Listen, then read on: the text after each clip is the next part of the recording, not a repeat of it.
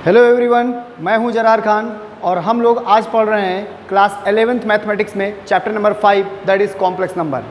तो आज हम लोग एक नई मैथमेटिक्स को समझने जा रहे हैं, एक नए कॉन्सेप्ट को समझने जा रहे हैं। जैसे कि हमने मैथ्स में सबसे पहले नंबर सीखा था, फिर ऐड सब्ट्रैक्ट, ऐसे ये हमारे लिए आज इसका फर्स्ट लेक्चर है और ये पहली बार हम डिस्कस भी करने वाले हैं। तो यहाँ पर भी समझिए, आपको फिर से बच्चा होकर चीज़ों को समझना पड़ेगा, क्योंकि यहाँ भी हम लोग ऐड सब्ट्रैक्ट और डेफिनीशन यहाँ से हम स्टार्ट करने वाले हैं। ठीक है, तो स्टूडेंट्स आज इस लेक्चर में हम कवर करने वाले हैं concept of imaginary numbers. Imaginary numbers का कॉन्सेप्ट देखेंगे, कॉन्सेप्ट ऑफ कॉम्प्लेक्स नंबर देखेंगे और अलजेब्रा ऑफ कॉम्प्लेक्स नंबर देखेंगे। तो उससे जाने से पहले चलिए सबसे पहले बात करते हैं कि इमेजिनरी नंबर का कॉन्सेप्ट क्या है और ये क्यों ज़रूरी है, क्यों हम पढ़ रहे हैं। तो उससे पहले मैं आपको ले चलता हूँ क्लास 10th की मैथमेटिक्स में, जिसमें अभी लास्ट ईयर की ही बात है। आपने देखा होगा कि जब आपने चैप्टर नंबर 4 पढ़ा तो उसमें आपसे कहा गया कि solve this equation and find the real roots. तो कई बार ऐसी सिचुएशन आई होगी, आपने टीचर्स ने कहा होगा कि ये हमारे बस की बात नहीं है, हम इसको सॉल्व नहीं कर सकते, और हमने उसको वहीं पर छोड़ दिया और हम आगे बढ़ गए। बट कब तक उसको हम इग्नोर करते हैं, इसलिए वो फाइनली मैथमेटिशियन जब उसको नहीं सॉल्व कर पा रहे थे, तो अब उनके दिमाग में ये चलने लगा था कि ये कब तक ये ऐसे इग्नोर किया जाएगा। उन्होंने उसके लिए एक नए टर्म को डिफ़ाइन किया, एक नए जो है मैथमेटिक्स को इन्वॉल्व किया, जिसको हम कॉम्प्लेक्स नंबर या कॉम्प्लेक्स एनालिसिस के नाम से जानते हैं। ये मैथ्स की बहुत बड़ी ब्रांच है और ये समझें कि पूरा ये रियल नंबर से भी बड़ा एक सेट है। एक अगर नंबर ऑफ सेट की बात करें तो पहले आपने नेचुरल नंबर देखा था, फिर आपने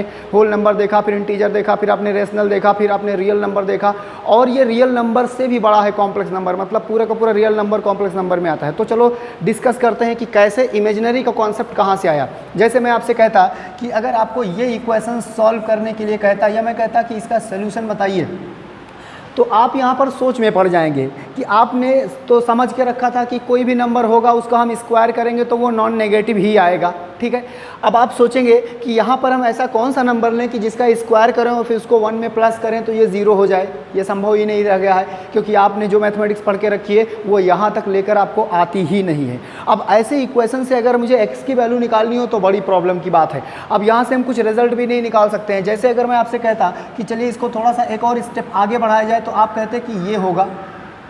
फिर से एक और कंट्राडिक्शन, आपके रियल नंबर की डेफिनेशन की कंट्राडिक्शन।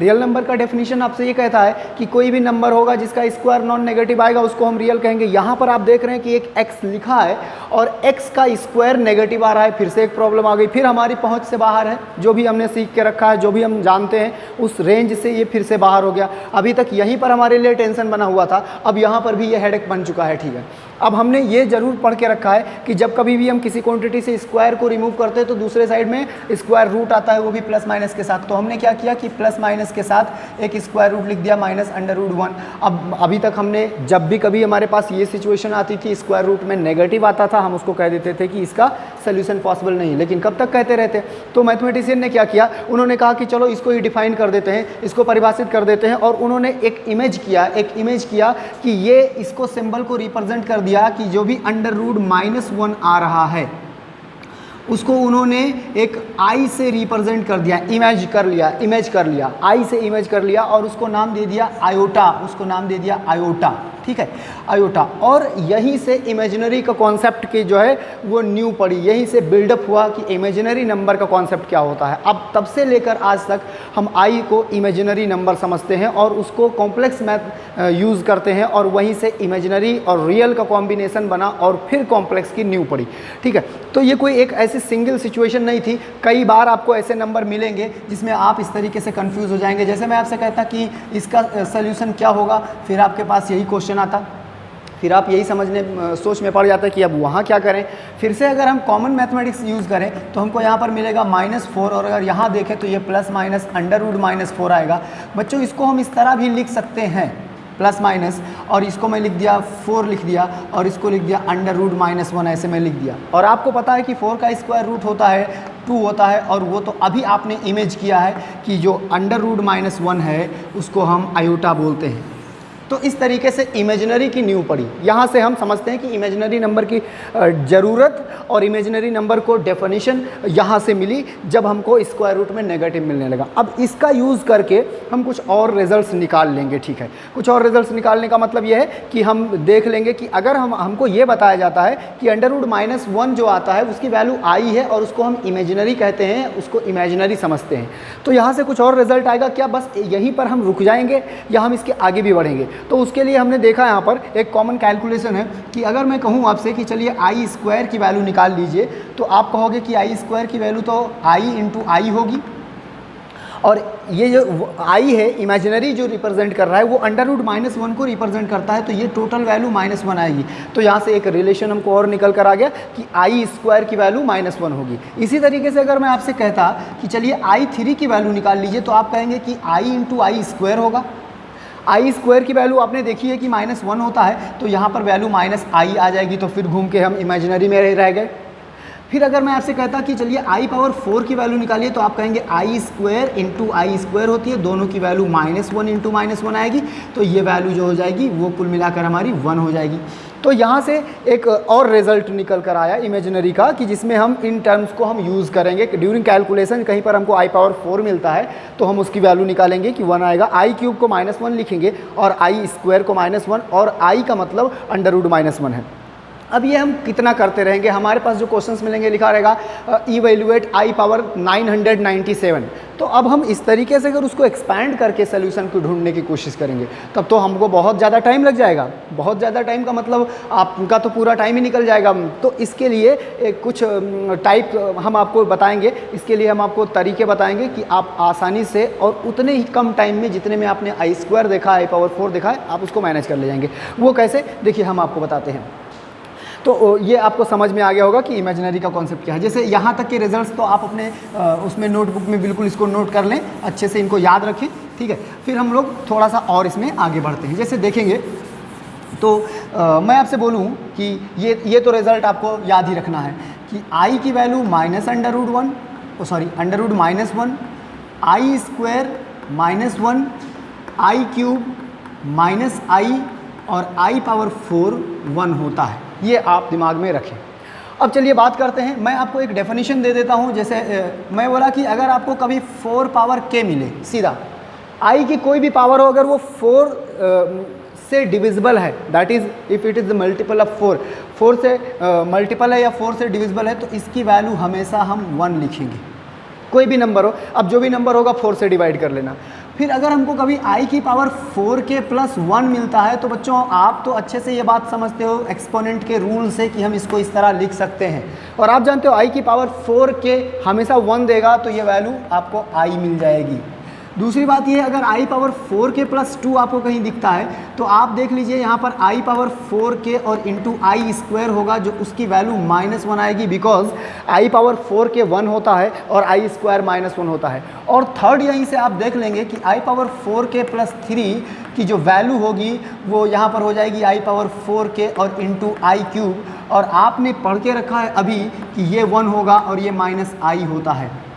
तो अगर आप इनको याद रखेंगे तो आप आसानी से चीज़ों को समझ ले जाएंगे। तो ये था कि हम इमेजिनरी का जो कॉन्सेप्ट डेवलप करना चाहते थे, जो कॉन्सेप्ट बिल्ड करना चाहते थे कि इमेजिनरी क्या है, कैसे आया, क्यों इमेज किया गया, तो ये चीज़ें आपको यहाँ से मिल गई। अब दूसरी इंपॉर्टेंट बात हमको ये जानना है कि जब हम सॉल्व करते हैं इक्वेशन को, तो जब कहीं पर हम जाके रुक जाते थे क्वाड्रेटिक इक्वेशन में, तो उसके सोल्यूशन को देखते हैं और सोल्यूशन को देखकर वहाँ से कुछ और फैक्ट निकालने की कोशिश करते हैं। जैसे बच्चों हम आपको बताएं, सपोज़ कर लीजिए कि आपके पास एक इक्वेशन है x², ये एग्जाम्पल के लिए है, x² + x + 1 = 0। सपोज़ कर लीजिए कि आपके पास ये कोई एक इक्वेशन है, हम इसका रूट फाइंड आउट करना चाहते हैं, और हम देखेंगे यहाँ पर तो हमें a की वैल्यू 1 मिलेगी, b की वैल्यू भी 1 मिलेगी और c की वैल्यू भी 1 मिलेगी। और एक बात दिमाग में रखिए कि हम इसको इमेज कर चुके हैं, कि ये इतना होता है। √-1 को हम इमेज कर चुके हैं कि वो i होता है। तो a की वैल्यू 1 है, b की वैल्यू 1 है और c की वैल्यू भी 1 है। तो हम यहाँ पर क्वाड्रेटिक फार्मूला अप्लाई करेंगे। आप सब जानते हैं -b + √b² मीन्स 1 - 4 और ac/2। अब यहाँ पे स्टूडेंट्स अगर हम और थोड़ा सा इसको एक स्टेप आगे बढ़ें, तो -1 और ±√-3 यहाँ पर मिल जाएगा हमको, और -3 का मतलब यहाँ पर 2 मिल जाएगा। अब समझने की बात यहाँ पर फिर से आती है कि अगर हम इसके दो पार्ट करें, पहले तो अंडर रूट में नेगेटिव है, तो अगर अंडर रूट में नेगेटिव है तो अब यहाँ पर देखिए -1 प्लस माइनस अंडर रूट को मैं 3 लिखूंगा और एक जो अंडर रूट नेगेटिव है वो i करूँगा और ये 2। अब इसको बांटता हूँ मैं, तो जब बांटूंगा तो देखिए -1/2 प्लस माइनस फिर i और √3/2। देखिए इसके दो पार्ट बन गए, एक तो पार्ट ये बन गया और एक पार्ट ये बन गया। अब ये तो बचपन से पढ़ते आ रहे हैं, मैथ में हम लोग बहुत बचपन से जान रहे हैं कि -1/2 मतलब रियल। लेकिन अभी ये जो आई है वो तो आज आप पहली बार देखे हैं ना, अभी फर्स्ट टाइम आज अभी 10 मिनट पहले इंट्रोड्यूस हुए हैं, 5 मिनट पहले। तो ये जो पूरा पार्ट है वो रियल है और ये जो इसका पूरा पार्ट है पूरा इंक्लूडिंग आई, तो उसको हम इमेजिनरी बोलेंगे, क्योंकि अभी आपने इमेजिनरी का कॉन्सेप्ट देखा, ठीक है, इमेजिनरी बोलेंगे। अब जब कभी हमारे पास कोई ऐसा नंबर लिखा हो, कोई भी ऐसा नंबर लिखा हो जिसमें एक पार्ट उसका रियल हो, दूसरा पार्ट इमेजिनरी हो, तो बच्चों हम अपने रिजल्ट पे पहुंच चुके हैं। तो इसको हम लोग बोलते हैं कि ये कॉम्प्लेक्स है। कॉम्प्लेक्स मतलब उलझा हुआ, जटिल। अब इससे ज़्यादा जटिल क्या होगा कि एक ऐसा नंबर है जो सबका मास्टर है, सारे के सारे नंबर। इवन अगर हम देखें तो ये नेचुरल नंबर है। नेचुरल नंबर इज़ द, यहाँ से स्टार्ट करते हैं, natural number is the subset of whole number is the subset of integer is the subset of rational number is the subset of real number. और इन सबका master, ये सारे के सारे अगर जिसमें बिलोंग करते हैं, बिल्ड हैं, वो है कॉम्प्लेक्स नंबर। तो आप इस तरीके से एक नए सिस्टम से इंट्रोड्यूस हो गए हैं जिसको हम लोग कॉम्प्लेक्स नंबर कहते हैं, जो कॉम्बिनेशन होता है रियल का और इमेजिनरी का। तो यहाँ से हमने कोशिश की कि कॉन्सेप्ट ऑफ इमेजिनरी नंबर्स को डेवलप करने की, और अब हमने आपको थोड़ा सा हिंट दे दिया है। अब उसको हम यहाँ पर देखते हैं कि कॉन्सेप्ट ऑफ कॉम्प्लेक्स नंबर क्या होता है, ठीक है। तो इसको आप इतना कंप्लीट कीजिए, फिर हम बात करते हैं कॉन्सेप्ट ऑफ कॉम्प्लेक्स नंबर की। ओके, तो बच्चों अब हम लोग स्टार्ट करेंगे। जब हमने ये समझ लिया है कि कॉन्सेप्ट ऑफ इमेजिनरी नंबर क्या है, तो अब हम डिस्कस करने वाले हैं कि कॉन्सेप्ट ऑफ कॉम्प्लेक्स नंबर क्या होता है, ठीक है। कॉम्प्लेक्स नंबर को किस तरीके से डिफाइन करेंगे, उसमें क्या क्या चीज़ें ऐसी आ रही हैं जिसका हम यूज़ करने वाले हैं, ठीक है। तो सबसे पहले हम बात करते हैं डेफिनेशन और रिप्रेजेंटेशन की। अगर हम डेफिनेशन की बात करें, कॉम्प्लेक्स नंबर के डेफिनेशन की अगर हम बात करें, तो कोई भी ऐसा number, a number which we can express, a number which we can express in form of, ऐसा कोई भी number in form of a plus ib is called complex number। ऐसा कोई भी नंबर जिसको हम a plus ib के form में लिख सकते हो उसको कॉम्प्लेक्स नंबर कहा जाता है। A number which we can express in form of a plus ib is called complex number। उसको हम क्या बोलेंगे, कॉम्प्लेक्स नंबर बोलेंगे, is called complex number, ठीक है। तो ये तो आपको डेफिनेशन मिल गई। अब आप जानते हैं कि किसी भी टर्म को डिफाइन करते हैं तो उसका कोई ना कोई रिप्रेजेंटेशन होता है, किसी ना किसी नोटेशन से उसको रिप्रेजेंट करते हैं। तो कॉम्प्लेक्स नंबर को we will represent it by, हम लोग इसको रिप्रेजेंट करेंगे z। कॉम्प्लेक्स नंबर को किससे रिप्रेजेंट करेंगे, z से रिप्रेजेंट करेंगे। That is z is equal to a plus i b. ये जो पूरा आप देख रहे हैं वो एक कॉम्प्लेक्स नंबर है, ठीक है। इसमें एक इम्पॉर्टेंट बात, अगर सेपरेटली हम बात करें तो उसमें जो सबसे ज़्यादा इम्पोर्टेंट है वो ये जो a और b आप देख रहे हैं वो दोनों के दोनों क्या होंगे, रियल होंगे। But due to the presence of imaginary term that is this i, this part is the real part. ये वाला पार्ट जो है वो रियल पार्ट है और ये वाला पार्ट जो है वो पूरा का पूरा इमेजिनरी पार्ट है बच्चों, ठीक है। तो ये किस वजह से इमेजिनरी पार्ट है, क्योंकि आई वहाँ पर प्रेजेंट है। और जब कभी हम बात इमेजिनरी पार्ट की करेंगे तो उसमें आई को लेकर नहीं जाएंगे, आई की वजह से वो इमेजिनरी हो चुका है। और वो इमेजिनरी जेड की बात करेंगे तो बी है और रियल जेड की बात करेंगे तो ए है, ठीक है। तो ये तो कॉम्प्लेक्स नंबर का नोटेशन हो गया। अब यहीं से हम कॉम्प्लेक्स नंबर को और थोड़ा डिटेल में लिखते हैं। आप ये समझिए, आज से आप समझिए, जैसे अभी तक आप जानते थे कि कोई भी नंबर होगा वो इन्फिनिटी हो, कोई भी नंबर होगा तो वो रियल नंबर होगा, ठीक है। किसी भी टाइप का नंबर जो डिफाइन है तो वो रियल ही होगा, चाहे रेशनल हो, चाहे रियल हो, चाहे नेचुरल हो, कुछ भी हो तो रियल होगा।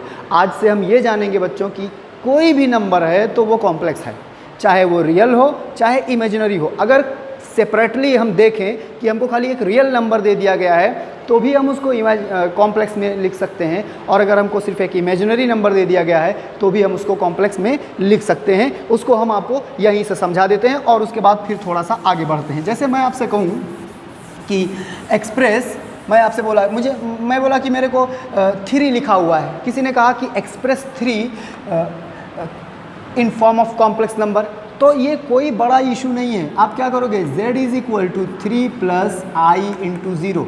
अब देखिए ये a प्लस आई बी के फॉर्म में हो गया, जहाँ पर a और b कहाँ है, रियल नंबर है, तो अब इसको हम कॉम्प्लेक्स कहेंगे। तो अगर कोई नंबर सिंपल प्योरली रियल है, after all we can express that number in form of the complex number. और अगर कोई नंबर प्योरली इमेजिनरी है तो भी हम उसको कॉम्प्लेक्स नंबर के फॉर्म में लिख सकते हैं। तो इस तरीके से हम अगर बात करें तो हमारा जो complex number z is equal to a plus i b है बच्चों, उसको हम कैटेगराइज करते हैं, और वो कैटेगराइज करते हैं इस तरीके से। उसको समझने की बात है यहाँ पर, ये देख लेंगे। ये एक तो पहला जो पार्ट बनेगा उसको हम कहेंगे कि ये प्योरली रियल है, प्योरली रियल, ठीक है, इसको हम प्योरली रियल बोलेंगे। कब कोई कॉम्प्लेक्स नंबर प्योरली रियल होगा, अगर उसका इमेजिनरी पार्ट 0 हो, इमेजिनरी z क्या हो, 0 हो। अगर उसका इमेजिनरी पार्ट 0 हो मीन्स यहाँ पर जो कुछ फैक्टर दिख रहा है अगर वो 0 हो, जैसे ये खुद एक एग्जाम्पल है, ये खुद में एक एग्जाम्पल है, z is equal to 3 plus i into 0। देखिए इमेजिनरी पार्ट उसका 0 है, तो ऐसे नंबर को, ऐसे कॉम्प्लेक्स नंबर को प्योर रियल कॉम्प्लेक्स नंबर कहेंगे, प्योर रियल है।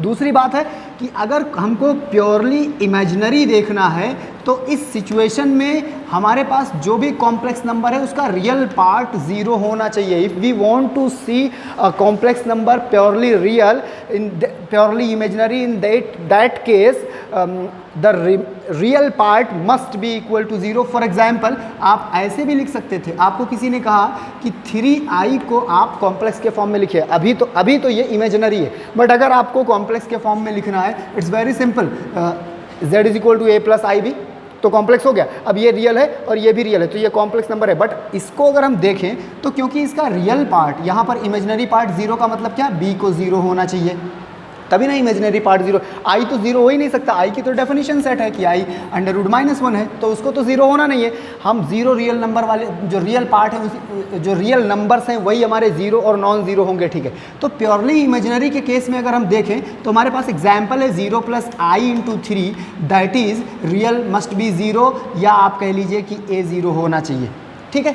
और अगर हमारे पास ना a 0 है ना b 0 है तो वो हमारा ये कॉम्प्लेक्स नंबर है जिसको हम लोग, ये रियल और इमेजिनरी दोनों को कंबाइन करता है, ठीक है, ये रियल और इमेजिनरी दोनों को कंबाइन करता है बच्चों। तो इस तरीके से आपने देखा कि कॉन्सेप्ट क्या है कॉम्प्लेक्स नंबर का, कॉम्प्लेक्स नंबर कहते किसे हैं, रिप्रेजेंट कैसे कहते हैं, और उसमें रियल और इमेजिनरी का क्या मसला है। अगर हमसे कोई पूछता है एक कॉम्प्लेक्स नंबर लिखकर कि उसका रियल z लिखिए, तो आप ये लिखेंगे जो फ्री है i से, और अगर कोई हमसे कहता है कि इमेजिनरी z लिखिए तो बच्चों आप इमेजिनरी z में लिखेंगे b।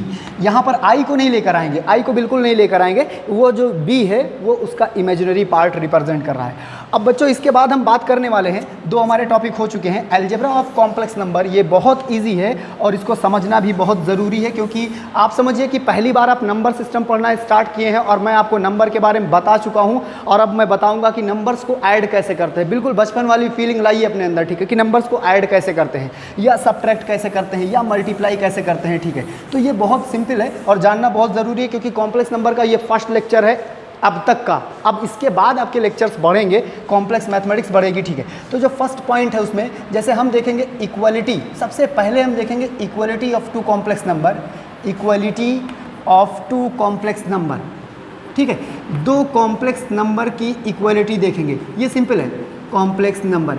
तो इन सबको देखने से पहले सबसे ज़्यादा ज़रूरी है कि हम लोग ये मान लेते हैं कि हमारे पास एक कॉम्प्लेक्स नंबर है जिसका सिस्टम है i(y1) और दूसरा इसको z1 कह लीजिए, z2 x2 प्लस i(y2).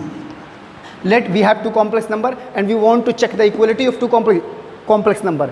इसको चेक करने से पहले एक बात और क्लियर कर देता हूँ कि कॉम्प्लेक्स नंबर के केस में कभी लेस देन ग्रेटर देन वाली इनइक्वलिटीज़ नहीं आने वाली, हम इक्वलिटी की बात करेंगे, ठीक है। तो कभी भी हमारे 2 कॉम्प्लेक्स नंबर जब भी इक्वल होंगे, z1 will equal to z2, complex number Z1 will equal to Z2। कब ऐसा होगा?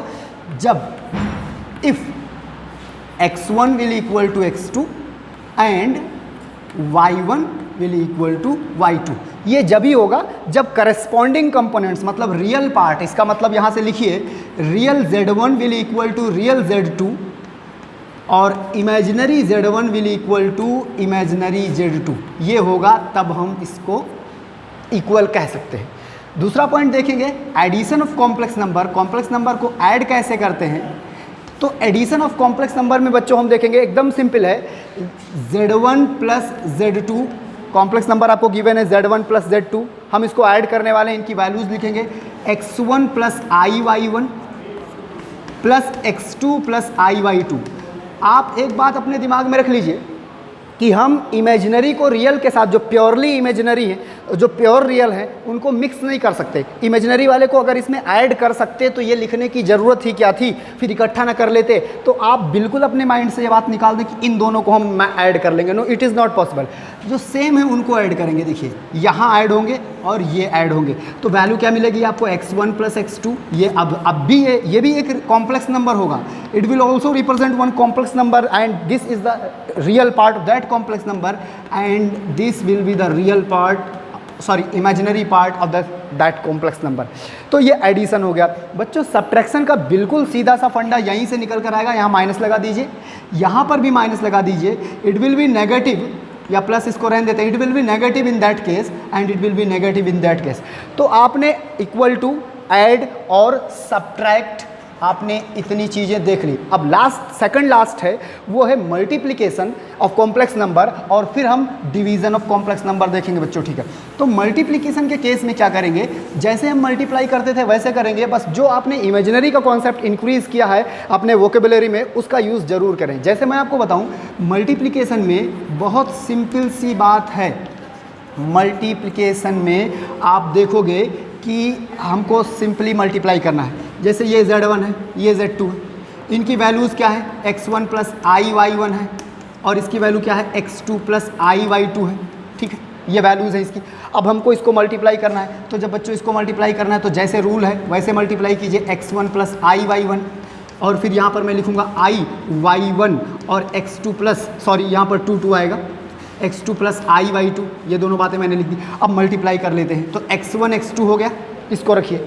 जब इन दोनों को मल्टीप्लाई करोगे तो आएगा plus I square Y1 Y2। अभी मैं आपको रीज़न बताऊंगा कि क्यों मैं पहले उसको कर लिया, बताता हूँ, ठीक है। अब इसको कर लीजिए तो प्लस I x1 Y2 और इसको कर लेंगे तो प्लस I और Y1 और x2।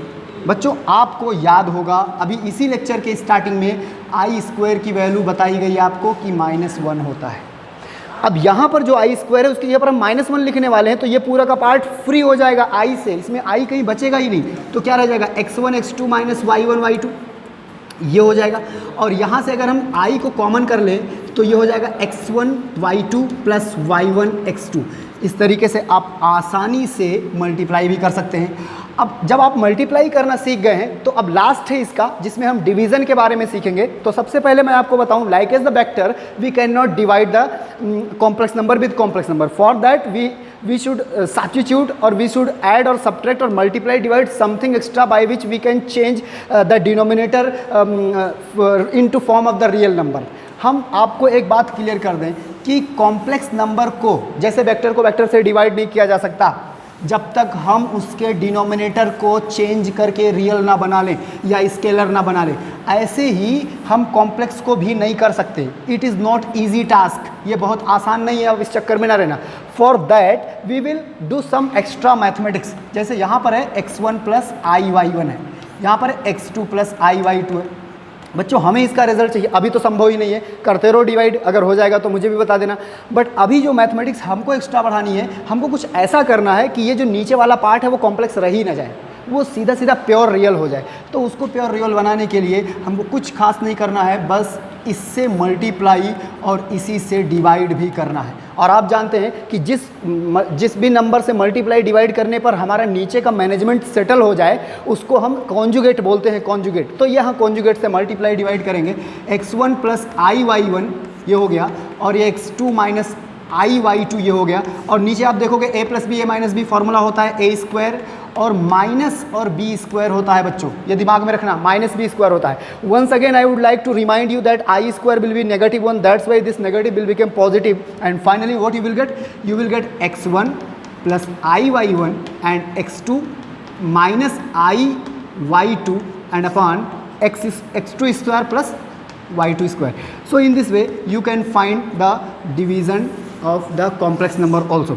So ये बच्चों पहला लेक्चर था, फर्स्ट लेक्चर था कॉम्प्लेक्स नंबर में, जिसमें हमने अभी कुछ भी नहीं किया है, बस हमने सिर्फ कॉन्सेप्ट इमेजिनरी का समझा है, कॉम्प्लेक्स का समझा है और अलजेब्रा देखा है कि कैसे ऐड सब्ट्रैक्ट करेंगे। आप इसको पहले कंप्लीट करें, अच्छे से समझें, वर्क करें, और अगर आपको कहीं ऐड सब्ट्रैक्ट करने और मल्टीप्लाई करने के लिए वो क्वेश्चंस मिलते हैं तो उनको सॉल्व करें, और उसके बाद फिर हम आगे बढ़ेंगे। अभी इसमें बहुत बड़ी दुनिया है कॉम्प्लेक्स नंबर के मैथमेटिक्स की, ठीक है, और बहुत मज़ा भी आने वाला है, ठीक। तो ओके, थैंक यू।